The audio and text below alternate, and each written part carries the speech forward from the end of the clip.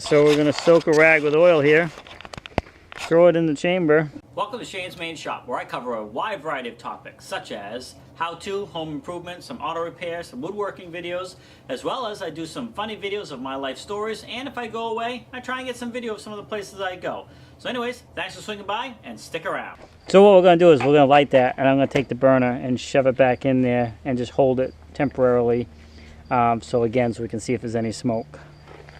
Yeah, if any smoke comes out up here. So yeah, you want to plug the top. That's what I want my truck to do. There we go. Alright, now you can close it out. Alright, we see I'm anything? going to put my glove on that so it... Is it smoking good? Yep. Any smoke up here? Nothing, huh? Don't see nothing. Nope, nothing coming out up here. If there was a hole in it, there'd be smoke coming out. And what about this smoke here coming out? Well, that wouldn't be coming out if we had a draft. True. There's a hole there that moves back and forth, Shane. Oh, okay, yep, I see it. Open her up and see if we get plenty of smoke out the top. It was puffing pretty good.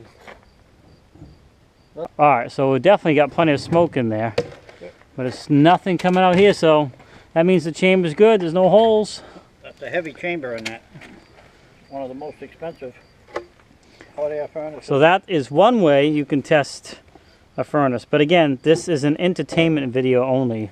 Don't try this at home. There's another